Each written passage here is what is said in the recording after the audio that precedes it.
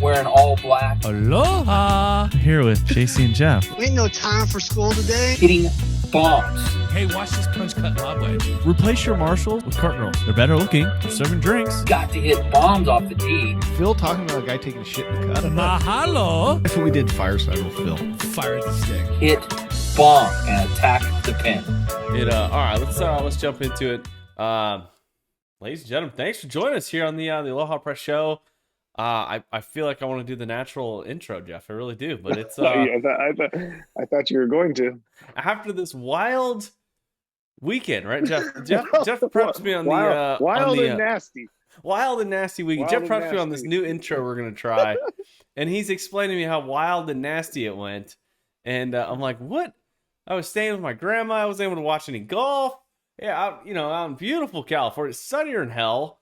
Jeff, first and foremost, how you doing after this very long week? The weekend still hasn't ended for me, and unfortunately, it's going to roll right back into work. So I've got 3 more days of work to get through, starting tomorrow, and then I kind of got a nice long vacation. So yeah, I'm just medicating myself through it. Good food, good booze, a couple cigars here and there. I think I lost my voice though a little bit. We smoked so many fucking cigars together while you were here that I'm a little hoarse.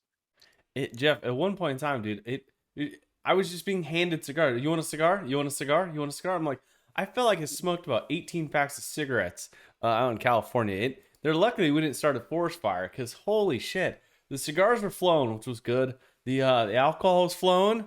It was a good week in preparation for what we're gonna deliver here on the podcast YouTube show, which I'm excited about. But Jeff, in the wild nastiness of last week, I did not catch up on a lot of golf. Okay, it was the Wi-Fi in Amador County. Unfortunately, the 5G LTE was not very strong, unfortunately, like it is out here in beautiful Atlanta, Georgia. So with that being said, Jeff, I mean, let's get into last weekend's winner. I mean, I heard someone choked. I heard it was uneventful for the most part. Dustin Johnson might have played okay. Brooks Koepka missed the cut, got busy out at Torrey Pines. So Jeff, I mean, break down the weekend for the listeners. Well, lucky for you, I did get to watch a little bit of golf. This is the second week in a row that we didn't pick winners. I couldn't be on the podcast 2 weeks ago, and then up in Edgewood, we just totally forgot. So it was probably a good thing you didn't watch it because we haven't picked a winner 2 weeks in a row. But this was the Palmetto Championship out in South Carolina at Congaree. It was a new stop on tour for them because I think it was the Canadian Open again. Didn't happen this week. Yeah, the Canadians were like that. Yeah, the Canadians were shutting down again for COVID. They refused to have an Open Championship. So some billionaire opened up their golf club to let these guys play at what looked like an amazing golf course. I did see some of the pictures that we wrote about in the newsletter, but other than that, I know nothing about it. The golf course was awesome. A lot of sand, obviously. They played the same rules we had out at the home game this last week. Brooks was there, didn't make the cut. Brooks didn't care one bit. He's prepping for this week, which we'll get into that later. DJ was there, right? DJ did not have his best shit, but his C game was almost good enough. Yet for a triple bogey on 17, he would have tied for the lead. Or triple bogey on 16, I should say. He would have tied for the lead with Garrett Higo, who is our nice young man from South Africa. Second PGA Tour start, gets the W, and he got it in the ugliest fashion ever. Remember when we've talked about this years ago? If you win a tournament, you're like, fuck it, I just want to make par my way in. That's all he did, right? Everybody else around him collapsed. Absolutely fucking collapsed. It looked like me or you, the first time you tried to break 80, the first time we tried to break 70, the first time you tried to break par, and you're coming down the stretch and you're struggling, right? The wheels, like my brother would say, the wheels are coming off, right? And I watched Chesson Hadley go from 2 up, 1 up, to even to 1 behind with 3 straight bogeys on 16, 17, 18. I mean, he hit balls in the fairway. That's the bad part. We would have been fucking in the weeds, the trees, the water. He hit the fucking fairway, and then it went sideways from there. So he gave it away, but Garrett Higo gets his first win. He's at the U.S. Open this week now. That's an incredible story. I mean, this is how you want to qualify for the U.S. Open. Get a victory. South African, congratulations. I mean, This Hadley guy, I mean, I saw him win back in like 2014 at the Puerto Rico Open, and he did not look like the most mentally strong guy in the world. So unfortunately, he didn't get his second PGA Tour victory. But it's one of those like, I don't know, journeyman's. Like, let's get the younger guy out there and tell a good story, right? Well, here's something else for you, and I want your take on this. So he had a decent lead, 2-3 stroke lead going into Sunday. His wife flies in without telling him, right? As they're coming down the stretch, they start showing her.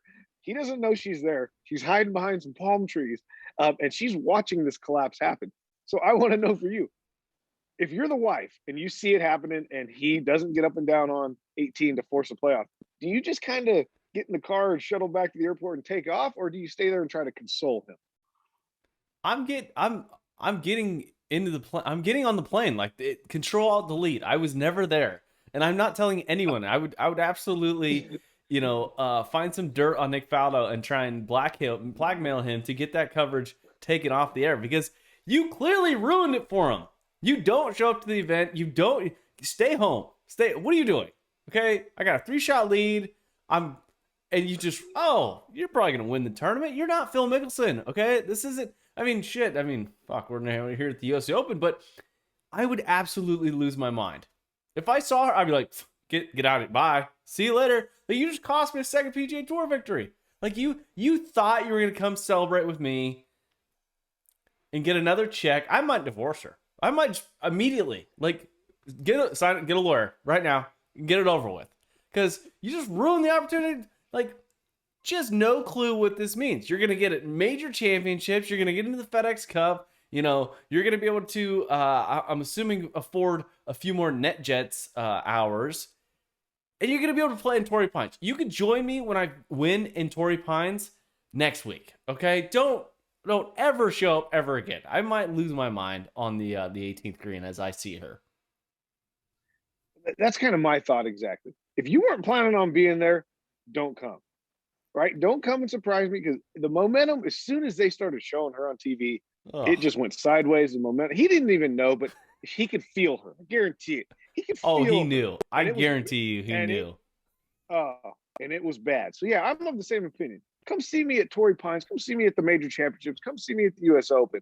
Leave me alone at the Palmetto fucking championship down here in Congaree, okay? And let me get my freaking W, take some cash home to you. But yeah, it was ugly. It was ugly. I felt bad for the guy, but hey, he wasn't the only one who choked. It was about 5 guys that fucking fell apart. It's the way it goes sometimes out on the PGA Tour, and hell, even the Korn Ferry Tour. I mean, I am getting alerts about just how popular they're trying to make golf. They're trying to they're just trying to give this movement. They got the Brooks and Bryce thing going on, and then sure as shit, hitting the news.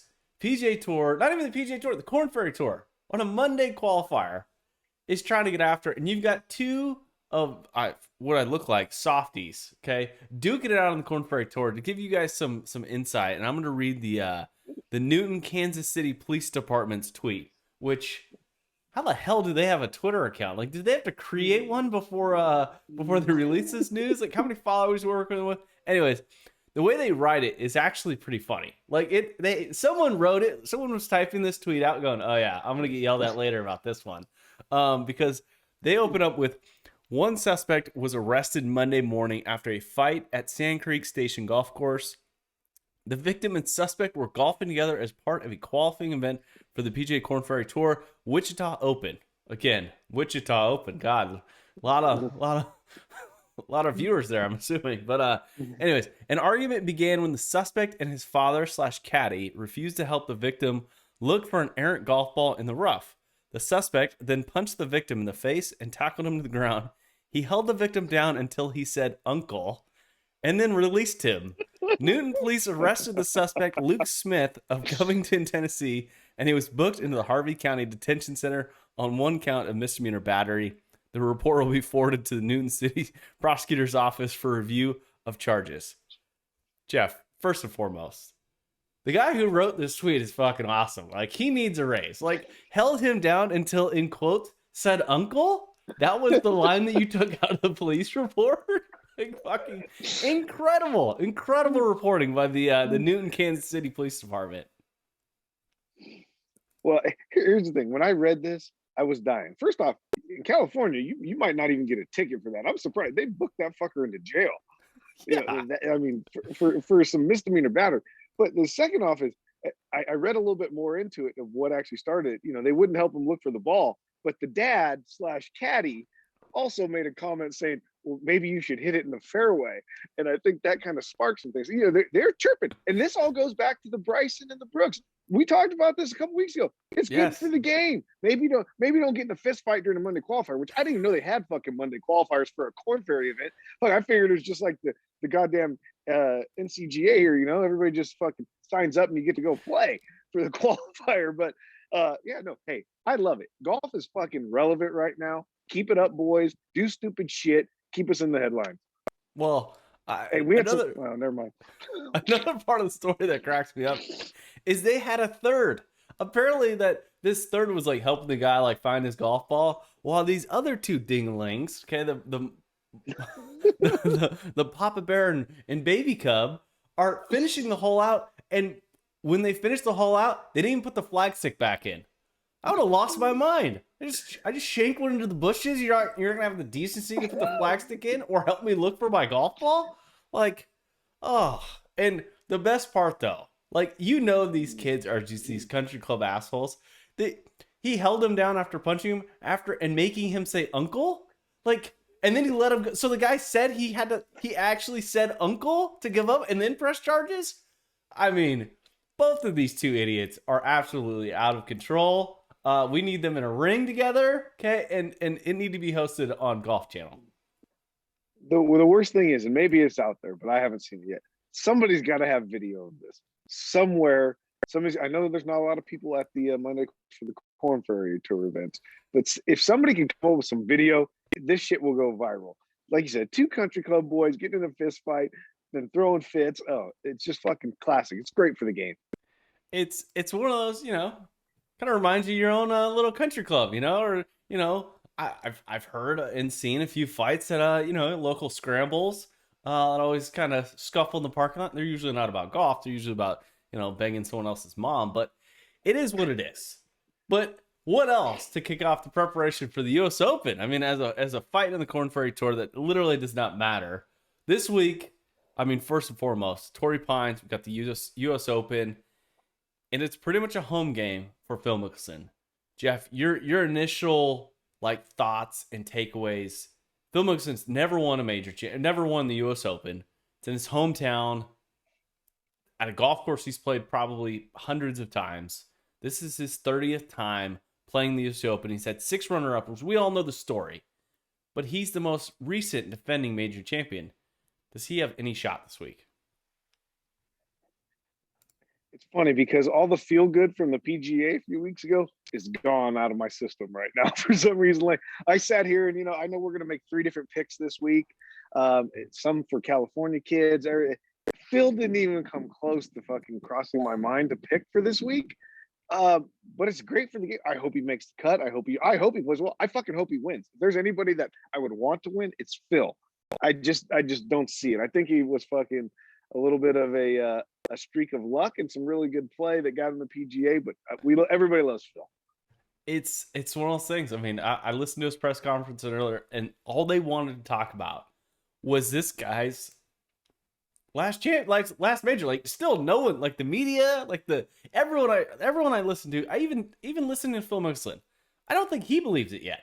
Like, I really don't think anyone believes that their last major championship is Phil Mickelson, which is crazy. I mean, he's driving around in his golf cart with a Watermaker trophy in it. It's one of those things that, like, my heart says, I want Phil Mickelson to win it. Now, Torrey Pines is one of those golf courses that anyone can win, and it's going to take someone who puts together a hell of a round. And I don't know if it's going to be Phil Mickelson or not, but another story came out that was, you know, pretty interesting. It was like one of those released, like, I can't remember who released it. It was like a USGA thing, but pretty much the story came out as the USGA reached out to Bryson and said, hey, this Thursday, Mr. Defending Champion, do you want to be paired with Brooks Koepka? And it quickly, like earlier today, it was reported that these were untrue, which there was another tweet that came out where Gary Woodland was asked about it, and he said, hell, I was told I was paired with these two idiots, and I was going to try and antagonize maybe a little fist fight going on. So, Jeff, I mean, how good would it have been with Brooks and Bryson paired up? Both guys who, I mean, they've won. I mean, Bryson, your defending champion, and hell, Brooks Koepka won 2 of them. It would have been amazing. It would have been probably the highest viewership for a major championship on a Thursday, Friday that they've ever gotten had they done that. And I heard the rumors too. Brad Faxon went on, a podcast and said that was the truth. PGA asked that.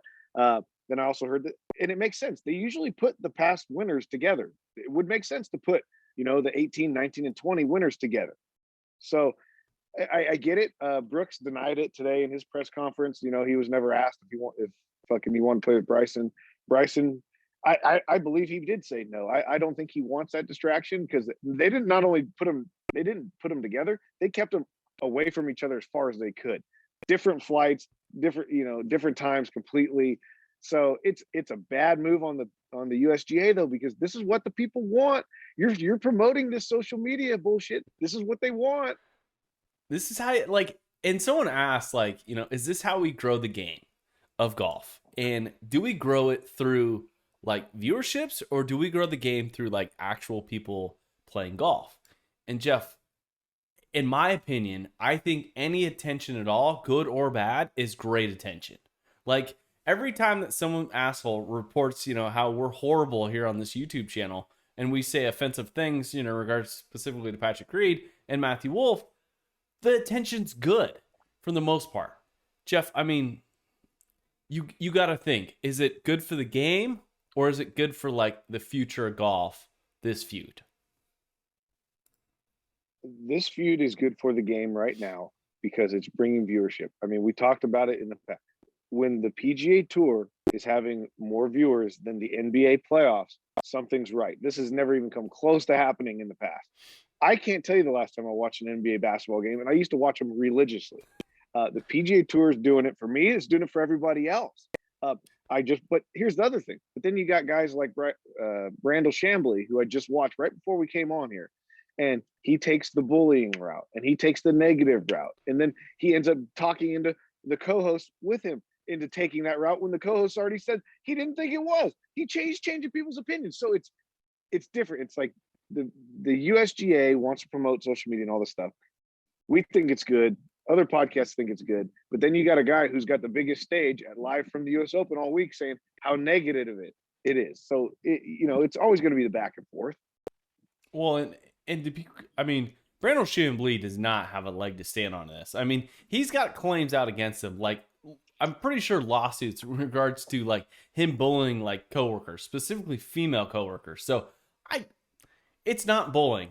And we touched on it in the last podcast, and we don't want to dive into it too deep, and kind of recant all that information. But it's one of those things that you look at the pairings that are paired up with Brooks and Bryson, and you go good God, they had an opportunity to really put 2 past major championships together with all this drama, and they're swinging and missing. Now, keep in mind, Bryson, let's see here. Bryson's going to be paired up with, looks like, sorry, I thought I had this ready to go.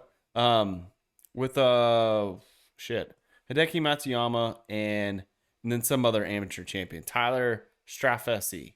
And then you got Brooks with, it looks like Brooks is going to be playing with JT and, I'll find it here. And then, JT and Colin Morikawa. And you look at it and you're like, there's no drama there. Bryson, Brooks and JT are buddies. They make wagers together. Colin, I think Brooks could fart near Colin and Colin would pass out. So it just isn't exciting television, in my opinion, with that grouping. I mean, Bryson with Hideki, what are they going to talk about? Nothing. What is this amateur going to talk about? Is he going to talk him into the next protein shake? They have a really good opportunity, and they, in my opinion, blew it. Oh, absolutely. And they better hope that both Bryson and Brooks play well and somehow can get paired together, or maybe not even together. We'd love to see them together, but within a group of each other so that they have to interact a little bit, and we can get some some camera angles with them together on the same holes. Because otherwise, we're going to need a Phil Mickelson type winner to make this thing exciting. Well, it's one of those things that, you look at Torrey Pines, and it's one of the last municipal golf courses where they hold major championships. And besides the ocean, I mean, at least what we've heard on this podcast, that the architecture is not real entertaining, which I went again and I looked at the actual, the layout of the golf course, and they have skinnied that damn thing up. Looks like the greens are going to be hard and fast. Jeff, Torrey Pines. I mean, it's one of my favorites. It's one of those golf courses that I really look forward to watch, just because it is a PGA Tour event. And it's one of those things that, do you think any of the previous winners, say on the, I don't know, because again, the last major championship winner there was Tiger Woods, and he's not going to be there this week. I mean, are past champions, because they played on the PGA Tour, are they going to have any, I don't know, any advantage this week? Looking at the course, I don't think there's a big advantage to, having played a bunch of tournaments there and stuff, unless you played in the 2008, US Open back in the day, because it plays so much different. What is it, the Farmers Insurance Open that they play in there in January? It plays so much different. It's softer, it's wider, it might be a little bit shorter. I think they've changed one of the par fives to a par four this week. So they're going to make it tough. But here's the thing. Anytime you're playing at sea level down there on the ocean courses, there's not a lot of OB. It's the rough that defends those courses. It's the rough and how firm the fairways and the greens are. And it sounds like, I watched countless interviews today with the players after their rounds on Tuesday. It sounds like it's going to be tough. It's already firming up. They're not waiting until the weekend. You may see some good scores Thursday, Friday, but it sounds like it's going to be a very difficult course come for Saturday and Sunday. Well, and it looks like, just looking at beautifulweather.com, I don't know how accurate this stuff is, but it's going to be in the 70s, mostly sunny, a little partly cloudy on Friday, but the wind isn't going to be up. I mean, it's going to be a very, it looks like it's going to blow the max 9-10 miles an hour. So it doesn't look like it's going to be, the weather-wise, it doesn't look like it's going to be in a real, extreme test. And I don't think that's going to, I don't really think it's gonna have that big of a advantage like it used to, playing in different types of weather, strong winds. But as a U.S. Open, Jeff, I mean, the USGA is always known for, really kicking these guys' ass. Torrey Pines, I mean, it usually has some incredible rough. I think it's gonna have to it's gonna play into those longer hitters because of that Kikuyu that they have in there.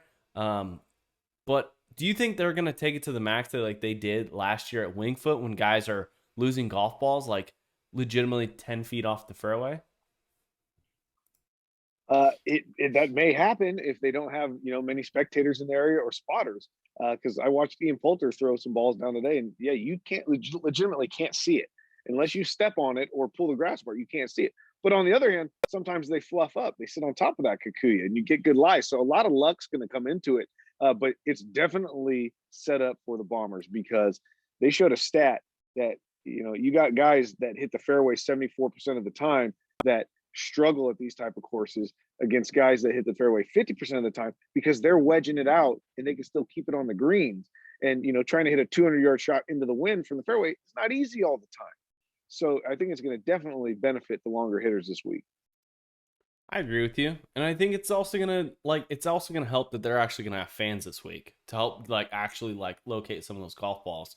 Because Winged Foot was just horrible. And then the last time that they held the event there at the Farmers Insurance Open with Patrick Green and all that nonsense going on. But Jeff, I mean, what's the score going to be this week? Is it going to be as tough as it usually does as a USGA event?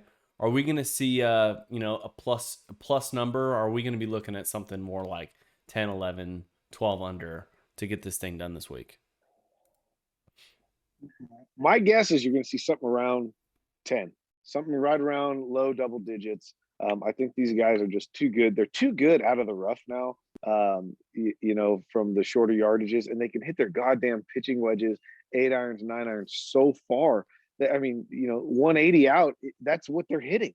They're not having to try to hit a 5 or a 6 iron out of it, which you can't do. So those days of punching out all the time are gone. So I think you're going to see something creep up around the low double digits. What about you? It's I'm gonna go the opposite. I'm gonna go the complete opposite. I think the USGA, the USO, I think they're gonna lose the golf course. I think these guys are gonna be like absolutely hating themselves. I think that Poana green is actually gonna turn purple, and they're gonna be bitching out of their mind. It's gonna be awesome. It's gonna be like a low. It's gonna be still under par, but I think it's gonna be 4 under, 4 or 5 under, and they're gonna start putting pins on like sides of hills. Because you can do it out there. There's some spots on those greens that legitimately could get a little gnarly. They could be on some freaking cliffs, which I would enjoy. I think they'll do it. I think they were pissed off with what Bryson did last year, and I think they want to absolutely punish specifically him and kind of show him who's boss here at the U.S. Open. So you're saying there's going to be a lot of pins that are kind of mimicking the home game out of Castle Oaks, because I didn't know we could find slopes there either. We did. Hey, it's there was a rumor at our last event that the greens don't break. Okay, you just hit straight putts. Well, we found some slope. But getting back to the U.S. Open, let's get into our picks, Jeff. I mean, it's something that we enjoy. This major championship week, which is always going to be fun. We got 4 days of golf that we're actually going to pay attention to, unlike last week. Jeff and I are gonna have a little 3 bottle race. Okay, the key to qualify, you gotta make the cut to qualify, and we're gonna put up 3 different wagers. Okay, the first one's gonna be overall pick who we think are gonna win the actual golf tournament, and then we're gonna pick the guy who's gonna accomplish the most. They have to be born and raised in California, and then also a past U.S. Open champion to get it done and beat Jeff or me or whoever. So, Jeff, I think I'm down. What am I down? I'm down 5 bottles. I think you have to have the first pick with let's start with the past U.S. Open champion. Who do you got to get the victory as a past, again, requirements past U.S. Open champion? To give you kind of an idea, I looked up some of the past U.S. Open champions. I didn't realize Martin Keimer. I think he's in the field this week, but good God, it's Justin Rose, Webb Simpson. We got Graham McDowell. Good. Angel Cabrera, don't pick him. I think he's still in prison somewhere in Venezuela or somewhere. So, who you going with as the past U.S. Open champion? Well, I'm glad that you gave me the choice here, because I had 3 names written down just in case. I wasn't sure if I was picking first or second, and they're written down in the order that I wanted to pick them. But something right now is making me fucking change my pick. Smart or not, it's all because of where they're playing in California on the Pacific. It brings back memories of a trip we took to Nakoma back in 2019, and Gary Woodland. This just screams Pebble Beach-esque, ocean course, thick rough, Poana greens. So I'm gonna go Gary Woodland as my past champ that plays better than your past champ. Wow, that is Jeff. You think he's carrying a 64-degree wedge this weekend or what? What do you? I mean, I'm giving you a chance to lower this bottle count. No, I mean you're absolutely opening the door, because I'm going to take the guy who actually came in second to Gary Woodland that year. I'm taking Brooks Koepka. Okay, I'm taking Brooks Koepka to absolutely. I have this weird feeling that he is just making a run. Oh my God, like he did a couple years ago. So I'm going with Brooks Koepka. All right. I'll toss it back to you. Let's go with the California pick. Who do you got? Born and raised. You got to be a California kid like we are. Who are you going with? Are you going with the Phil? Are you going with the Colin? Who you going with the Xander? I mean, there's a lot of options. Bryson. There's a bunch of guys from Cali.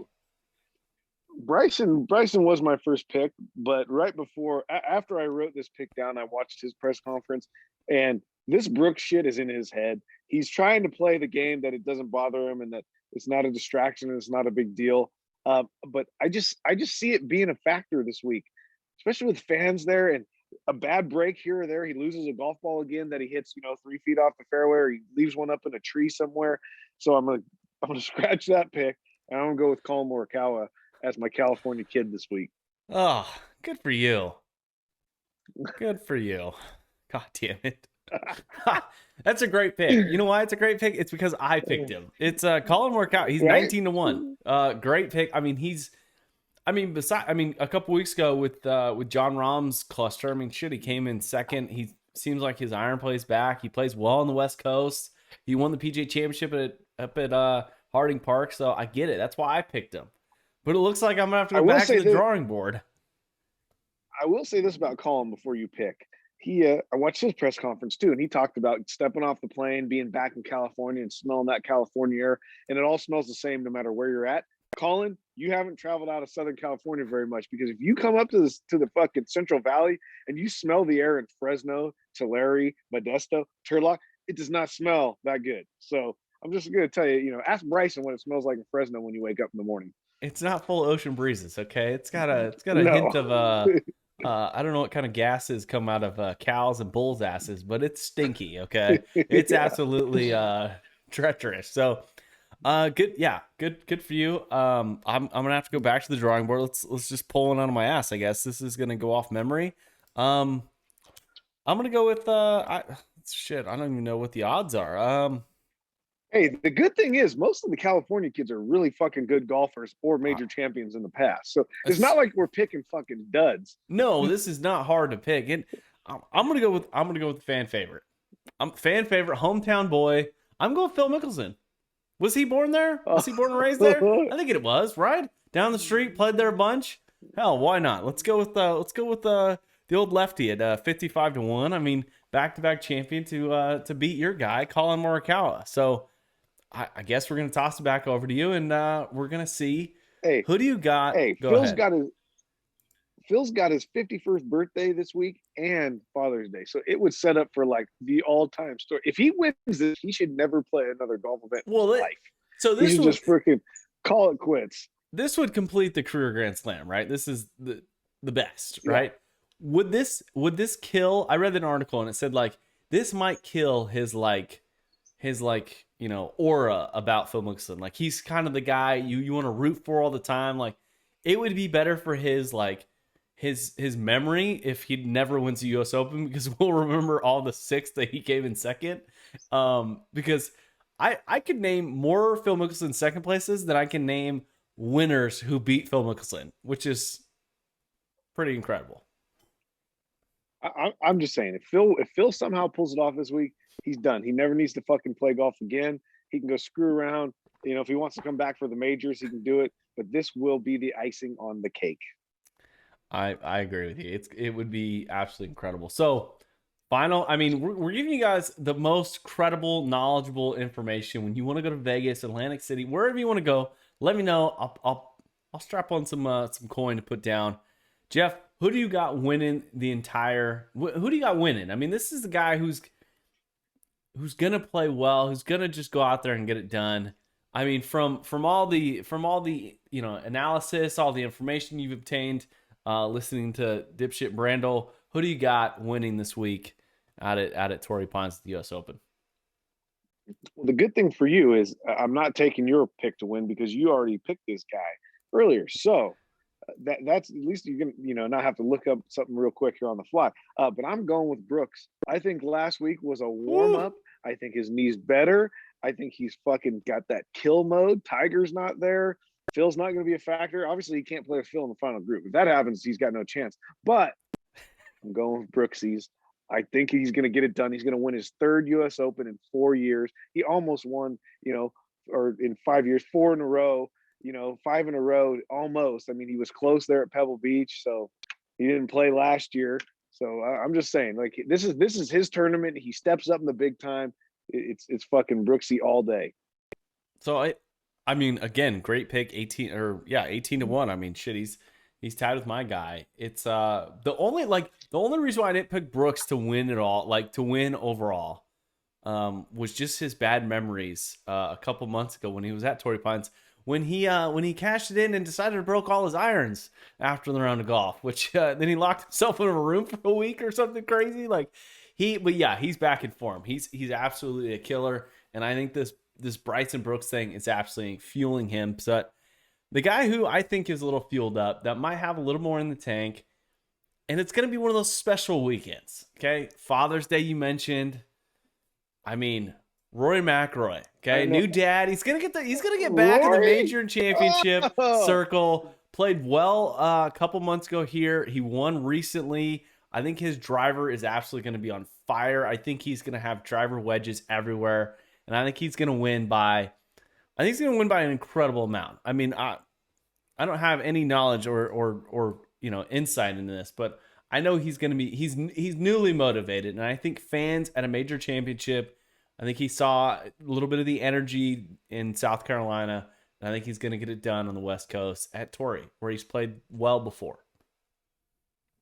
There's two guys in the field that can win by a ton, and that's DJ and Rory. So if you're right, fucking more power to you. I will buy 2 bottles if you're right for that bet, because that's fucking awesome. And if he wins by more than 5, second bottle on it for you. Oh, it would be incredible. But like, it's crazy. Like we do this entire like US Open show, and like we hardly mention the number 1 golfer in the world, Dustin Johnson. I mean, I know his B game and C game can win out of a normal PGA Tour event, but do you think he's got it? I mean, ever since the November Masters, it literally looks like, he might have went to rehab for some type of substance, because his game's just been off. I mean, he's been missing cuts at majors. He's missed a couple cuts this year. Well, I watched him a lot this last week at the Palmetto Championship, just because I was the only guy watching golf, and I had nothing else to do. And he was up towards the top of the leaderboard, but it's just not there. It's not the same DJ. You're right. He's bringing B and C game into these tournaments, and he's good. He's way better than these guys, so he still hangs around. But at this course, in those conditions, and in that environment, I don't think that type of games. I don't even know if that type of game is going to get him a freaking cut made. I really don't know. I mean, he's just not there. He could always turn it on. We know that. I mean, something could click and he could turn it on. But he didn't look good last week, no matter what he shot and where he finished. So that's why he's nowhere near any of my picks right now. Well, it's, and another guy that, hasn't played particularly well since the last time he played here, Patrick Reed. I mean, is not real. I mean, he's 28-1. I hope someone does step on his golf ball, and I hope there's an official there rooting against him and having him to hit out of a divot or something horrible. Is he going to get a lot of shit? Do you think the San Diego fans, do you think the homeless crew out on the beaches of Torrey Pines are going to be giving him shit? Or is it the guy in the little, the parasail going to be screaming at him on the 5th green? Is that an opportunity this week? I hope so. I hope they heckle him. I hope they ride him. Obviously not in his backswing, but as he's walking down the fairways and after he hits, I hope they give it to him. That's what makes this game fun. It's an individual game. How do you deal with it, right? I mean, they've replayed the mysterious embedded ball multiple times this week already. I just want to know, who's the fucking guy who told him that it didn't bounce? That's who I want to know, because, I mean, obviously, he did what he did after he found that out. But for you to sit there, you must be the biggest Patrick Reed fan in the world to sit there and say that ball didn't bounce. No, it was this lady. It was this lady Marshall, this volunteer. She wasn't even a marshal. Okay. She was a volunteer. She was terrified. This big chunky man comes stomping up to her, and in his choker chain around his neck. So you're talking like 136 PC right there. Is what happened. Oh yeah, we just didn't get to see it. Okay, all right. Yeah, go look that up. You folks out in California. I'm assuming they don't enforce the law out there anymore, but it's just looking at this this grouping, and you realize like Torrey Pines, sets up for so many different golfers. Jeff, any other crazy things? As there's a hair on my face. Anything else crazy that you would expect out at the old Pines? Only thing I think you're going to see Jordan Spieth play well. I almost picked him on one of these things.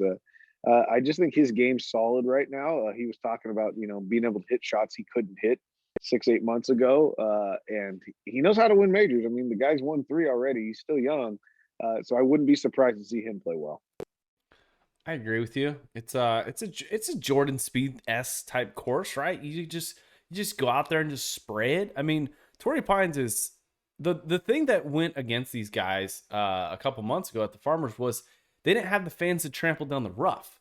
Like the most difficult part of the rough to hit, or the most difficult part of the rough to hit out of, is that that 20 yards where there's no fans allowed, where there's more ropes. But this year, shit, you're gonna have 10, 12,000 people out there stomping down the old turf, and Jordan occasionally just gets a little sprayy, and you don't know where the hell it's gonna go. So I think that'd be a good wager, good bet. Because he's sitting at 21-1. But I mean, to wrap up go ahead. No, I was just say real quick, and they've talked about how fast and hard the greens are, but from what Brooks said, that means they're rolling better, right? And if better greens kind of help anybody or enhance anybody's game, is Jordan Spieth. He makes the most mid to long range putts out of anybody out there. So when it comes to scrambling or making the long birdie putts, I think it affects him the most, and it's going to help him. It's yeah, I agree with you. But how exciting is it going to have fans there? I mean, Torrey Pines, at least for me, is one of those golf courses. I've played the damn thing. It's one of those most beautiful walks in golf. And Jeff, I mean, I hear you might be playing it here recently or very soon. I think the fans are going to have an absolute tremendous impact on this week's U.S. Open. The fans are a huge deal there. I can't help but think back to the PGA that Colin Morikawa won out in San Francisco. It was just such a letdown to watch a major championship be played like that in California without fans. So it is going to be a huge deal. You have played it, which, hey, we're known for playing the major championship courses out here on the West Coast. I am not going to get to play it next week. I will be in San Diego, but unfortunately we couldn't pull enough strings to get us on there after the U.S. Open. But I may give it a little drive-by, check it out, rent a scooter, fucking cruise down there with a cocktail in my hand. Yeah, you might. I mean, if you're downtown, it's going to be about like a 2-hour scooter ride. So it's, up the I-5 or 101. I go fast. Yeah, I go fast. Be tough. What happened to Jeff? I don't even know where I'm staying. I got no clue. I booked this hotel months ago. No clue where I'm staying. No clue how I'm getting to the golf course when I fly in the first day. I don't know what's going on. I'll figure it out. You'll be able to figure it out. I'm sure you'll be able to Uber somewhere. San Diego's one of those places, like, if I could afford it, I would live in San Diego. I don't want to live near the bumps, but I want to live in San Diego. San Diego is absolutely beautiful.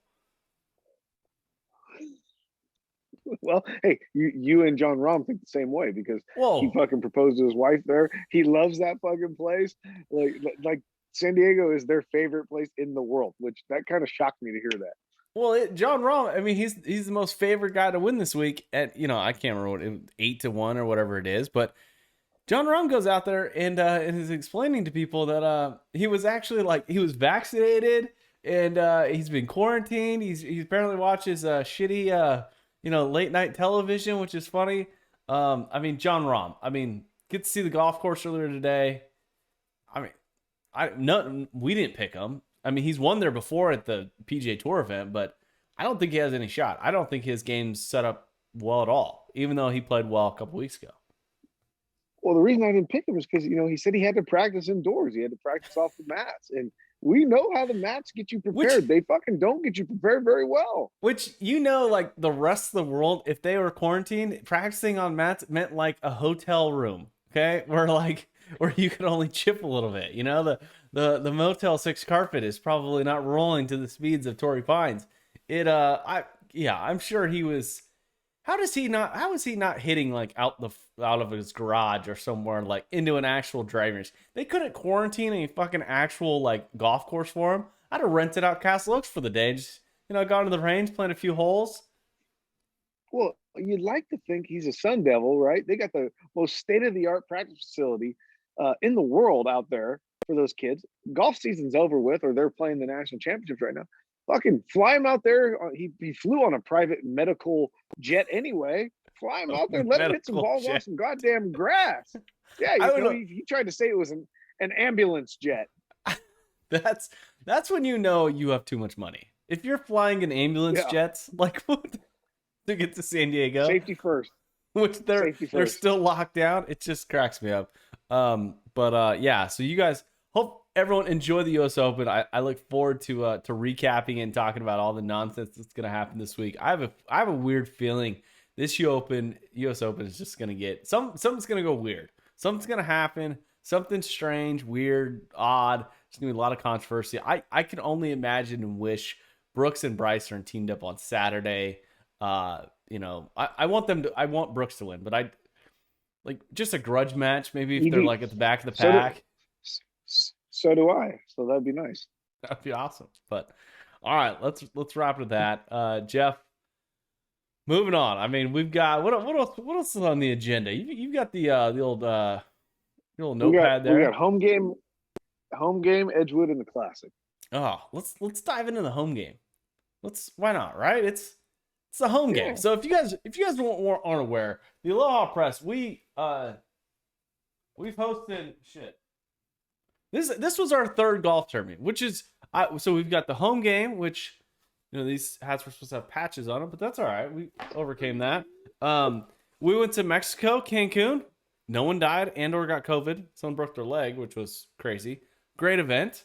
And then our first event, the Aloha Press Classic. I mean, we're going back there at the end of the year. But Jeff, I mean, so we hosted an event, 66 players, 33 teams, went out and battled in a 4-ball competition.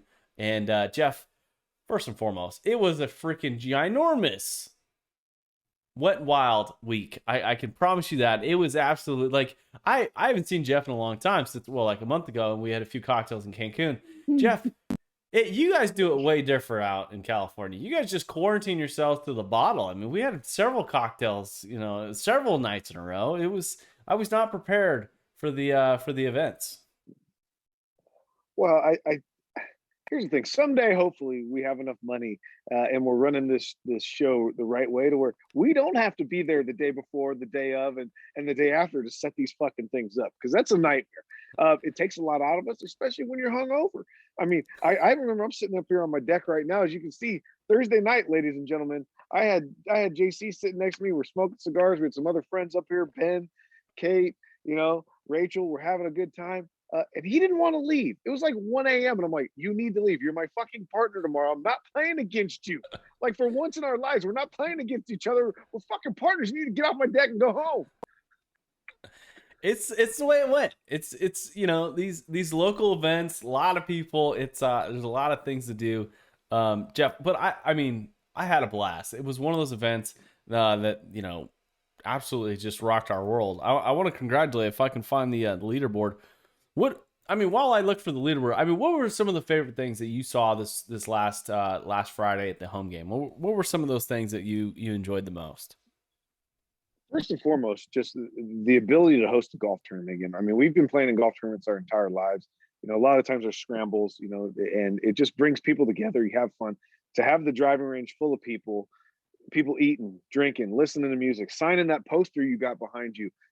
We started that at the Classic in Edgewood last year. I've got it hanging in my garage. Now you got one hanging at your house. Just getting people together again, for Castle Oaks to say that's the biggest tournament they've held in a year and a half. That's sad. I mean, we didn't want to have more than 60 people. We let a few extra in, but it's nice to see shit getting back together. And then the fact that golf course was ours that day, the tee markers, the flags, the cup locations. I mean, we spent hours out there in the morning, the day of, cutting cups. Even if we pissed off the senior men's group or the public play that was out there beforehand, we got it done, and we put some fucking nasty cups. There was nothing in the middle. There was nothing easy about the golf course that day. I think the takeaway maybe next time is we make a few more birdie opportunities. I mean, guys still made birdies, but it was very tough out there. But overall, the takeaway is it was a blast. It was a good time, and I'm glad everybody enjoyed it. It was one of those things that Jeff and I, like, when we said, like, we want to host golf tournaments, and when most people say they want to host golf tournaments, they usually want to host golf tournaments for a stupid scramble where it takes 7.5 hours to play golf. You pay your $150, you get a cheap, crappy prize, and then you spend like 2 hours sitting around listening to raffle numbers go off, and it's just horrible. And we did not ever want to host an event like that. But when we went back to the home game, like, we wanted to put some of that Aloha Press Classic, style on it, which also meant we set up the golf course rather fun, in my opinion. Like, we had times where there was like 485 yard, par fives, and then other times we had par fours that were playing at times about 460 yards. And it felt like more of a U.S. Open rather than your typical municipal golf course at Beautiful Island Country Club. You're not Country Club, at Castle Oaks Golf Club. So, Jeff, for me, like the being able to set up a golf course that we'd played probably, 5, 6, 7, 800 times in a unique way that you won't ever play it ever again. That was probably like one of my takeaways is just being able to set it up and play in a unique way. Exactly, and we want to bring that same atmosphere up to Edgewood. But the other thing that I took away, and I forgot to mention it when you gave me the chance to talk there, is the way we finished it out.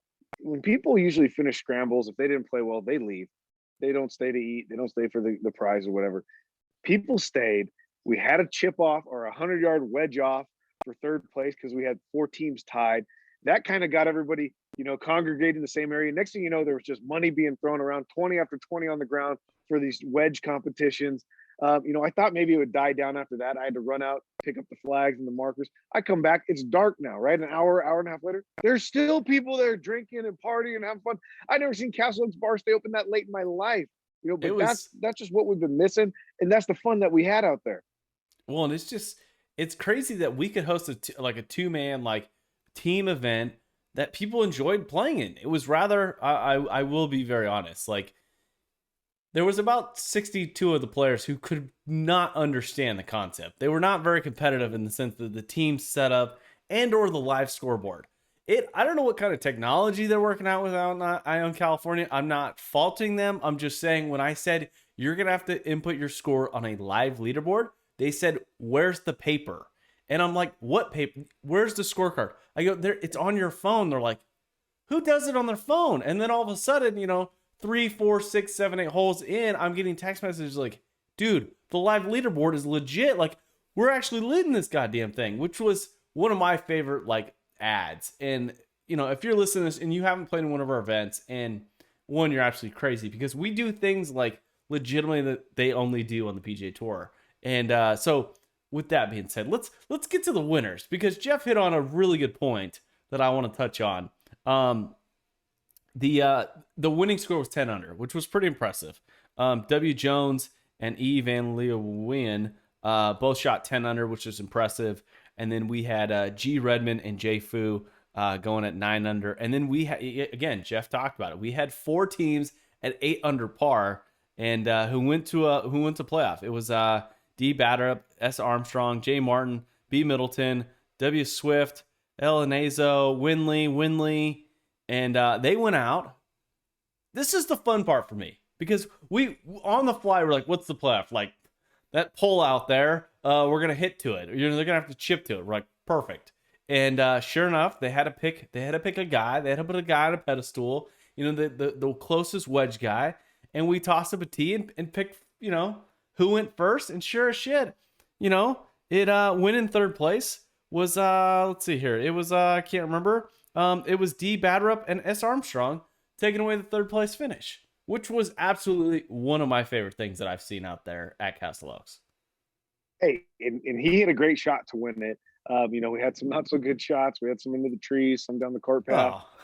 But to do it right by the patio. I mean, we didn't, because we had thoughts of hey, we're going to replay 18 or we're going to go 100 yards wedge shot out on 18.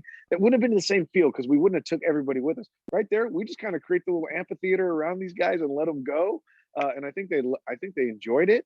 But the live leaderboard coming to Tahoe is going to be absolutely legit because the hardest part up there was the scoring. After the rounds of golf, getting it done, it took forever. You had no clue where you were at. Only the guys that played well stayed. Now we're going to have live, up-to-date scoring both days. It's going to make it a game changer up there. Oh, it's one of those things that because Jeff and I, we've played in tournaments where we get live scoreboards, and it's not a big deal. It's not anything crazy. You literally pull out your giant, your smartphone, start adding scores, and then you realize oh shit, I need to step on the gas here. I'm 2-3 shots behind, and then at the end of the day, if you're not playing in the golf tournament, you can actually send the link out, and people were texting me and who were watching the actual tournament on their phone. It was this week at the US Open, which was incredible. So it's one of those things technology wise. I think the couple positive things I take away from the home game was, one, we implemented technology and it worked, which was nerve wracking at one point in time. And when everyone's like, "What's a live leaderboard?" I'm like, "Shit, we're gonna have to go back to the old pencil and paper scorecards." But it was cool to see. And the thing that I wish we would have prepared for more was those chipping contests.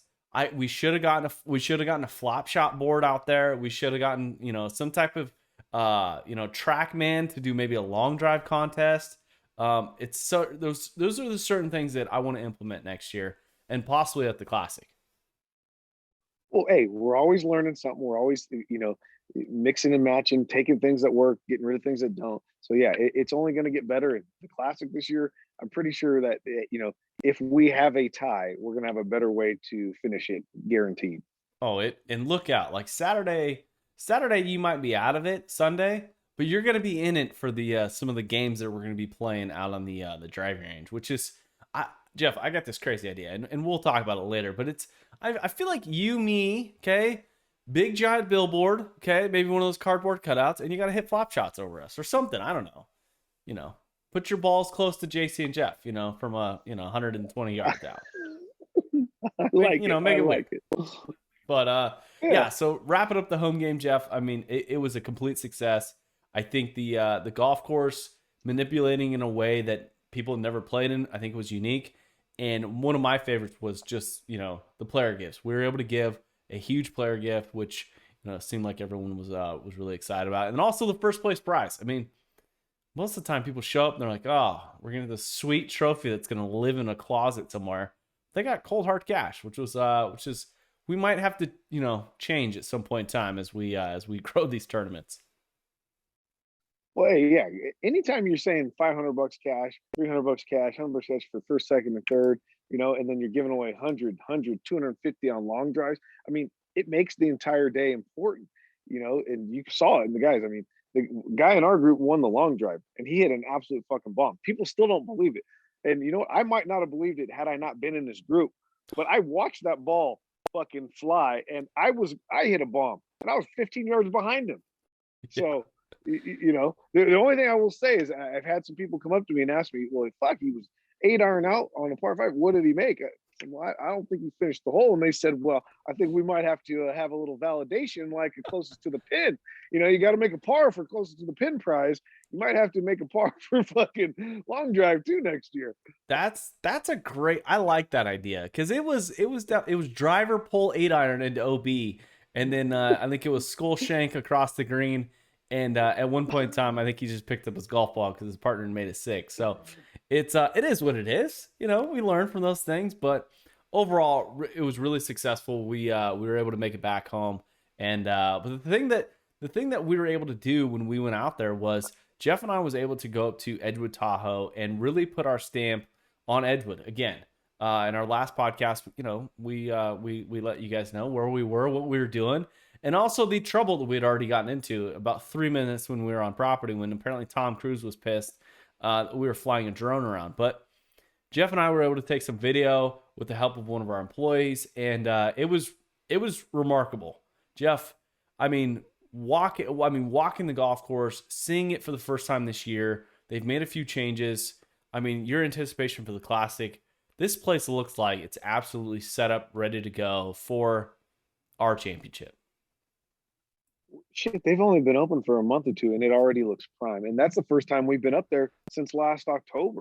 So It was our first time to get on the course again. It looks amazing. The weather was nice, a little windy on the back nine, but you know what? That's to be expected on Tahoe. You got to battle through it. It's actually a good little practice round for us to kind of get some numbers from some of those tees of what you might hit in the wind. But I can't wait. We're already taking reservations. I don't know if the website's up and running to take payment yet.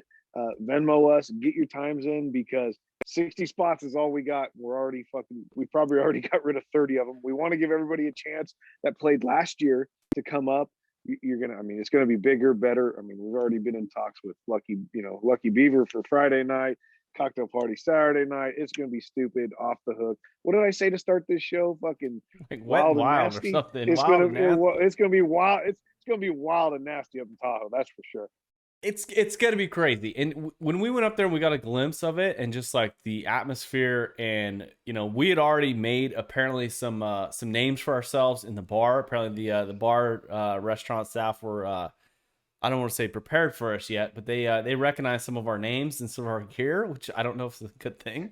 We were invited back, so we do have 60 spots, but it's just the golf, dude. The golf is unreal. I mean, besides the shot Jeff talked me into hitting across the pond, it is absolutely perfect. They made some changes out there to kind of, I think, make the golf course a little easier on some of the green complexes, which was huge. But yeah, the wind, holy shit! I got windburn. My freaking lips are chapped. It looked like I set sail across the Atlantic. It was it definitely reopened my eyes about preparing myself, not only for a weekend of drinking, but also a weekend of like some tough golf where you got to hit some tough shots. Well, and you never know what weather we're going to get. I mean, last year we had one windy day and then we had a beautiful day. It was sunny both days. You don't know what we're going to get this year, but Edgewood can be very kind to you when there's no wind and it's sunny out there because the ball goes a mile. But as soon as that wind picks up, I mean, you can go from having a career round to a fucking disaster real quick in a stretch of about 6 holes. So it's something that we're putting the final touches on with some of the details. We do want to get people signed up way before. Last year, we got people signed up about 5 weeks before the actual golf tournament was being hosted. Unfortunately, this year, just with the fallout of COVID, what that actually did was pretty much sold out golf. Like the weekend that we got, we are very lucky to even get. Like with the popularity of Edgewood, with the events that they're hosting, like the AMA Classic and also some of the NHL, people are flocking to the region to play this golf course where we're hosting, our second annual Aloha Press Classic, which is going to be absolutely incredible. So reach out. We'll get you signed up, get you paid up, and, get some of those spots secured. And also, if you want to sponsor a portion of the event, we have a lot of opportunities where brands can actually go out and be in the public where you can actually touch and feel them. It's something that we pride ourselves with our sponsors, where they're actually living and breathing on the equipment that we give out. If it's either speakers or sweatshirts or hats or vests. Apparently I heard there's maybe a vest that's going to come through. But it's something that, you can really put your name on it and it's going to live for a long time and be able to have, a really intimate relationship. I don't know what kind of, what you want to put on the packs that we give out. But it's, it is one of those things that you just reach out, jc@thealohapress.com. And if you want to sign up, there is a little link where it pretty much says like, hey, sign up, get me on the list at the alohapress.com/classic. And in the next couple weeks, you'll be able to actually get things squared away and paid up. So. Yeah, I would just say, hey, get on it sooner rather than later. Help us. Sponsorships, they're always huge. We shout you out. Come on the show with us. Do something. Come up and play in it. Be a part of what we're doing. Yeah, it's. I also heard a rumor we might have a live show. We requested that someone wants to. Well, we had like 3 or 4 people that want to actually come onto a live show where we have a live audience giving us questions, which I can only imagine how that's going to go. I don't know if the live audience really understands what we have to edit out at times when Jeff and I have had a few cocktails. So that live show might never make it to a YouTube channel or podcast, but it will make it out to, it's something we're going to have to put like cell phones in a bag or something and like collect those and then do the show, or, I don't know. We'll figure something out. I'm looking forward to the festivities, but with that being said, Jeff, let's wrap it at that. And as always, I guess hit bombs, attack pins, and Aloha Press, right? Hey, it's going to be a great fucking week. It's US Open week, major championship week. I can't wait to come back next Monday, go over our bets, see what happened, talk about all the bullshit that happens out in California at Torrey Pines, and get after it. Wearing all black. Aloha! Here with JC and Jeff. Ain't no time for school today. Hitting bombs. Hey, watch this punch cut lob wedge. Replace your Marshalls with Cart Girls. They're better looking. They're serving drinks. Got to hit bombs off the tee. Phil talking about a guy taking a shit in the cut. Mahalo! That's what we did fireside with Phil. Fire at the stick. Hit bomb and attack the pin.